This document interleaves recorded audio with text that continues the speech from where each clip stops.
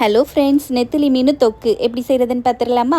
ஒரு கடாயில் கொஞ்சம் நல்லெண்ணெய் சேர்த்துட்டு 1 ஸ்பூன் சோம்பு, 1 ஸ்பூன் சீரகம், கொஞ்சமாக வெள்ளை பூண்டை நான் நீலவாக்கில் கட் பண்ணி வச்சுருக்கேன். அதையும் சேர்த்து நல்லா வதக்குனதுக்கப்புறமா 2 பெரிய வெங்காயத்தை சேர்த்துருக்கேன்.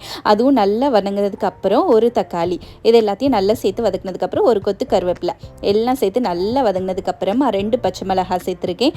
அதையும் சேர்த்து நல்லா கிண்டி விட்டுக்கோங்க. அதுக்கப்புறம் நம்ம ஸ்பைசஸ் எல்லாம் சேர்த்துக்கலாம். கொஞ்சோண்டு மஞ்சள் தூள், 1 ஸ்பூன் சில்லித்தூள், 1 ஸ்பூன் மல்லித்தூள், கொஞ்சமாக குழம்பு மசாலா, இதெல்லாத்தையும் சேர்த்து நல்லா வதங்கினதுக்கப்புறமா நம்ம புளி கரைச்சலை சேர்த்துக்கலாம்.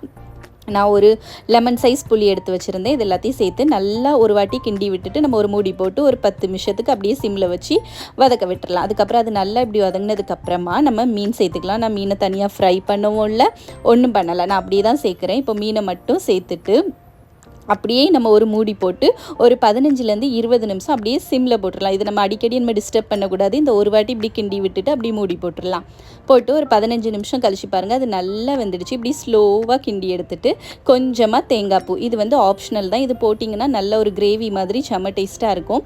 அதுக்கப்புறம் கொஞ்சம் கொத்தமல்லி இலை, இது எல்லாத்தையும் சேர்த்து நல்லா வதக்குனதுக்கப்புறமா இப்பவும் ரொம்ப போட்டு மீனை கிண்டிடக்கூடாது, உடஞ்சிரும். இப்போ பார்த்தீங்களா எவ்வளோ அழகாக தயாராகிடுச்சுன்னு? கண்டிப்பாக ட்ரை பண்ணுங்கள்.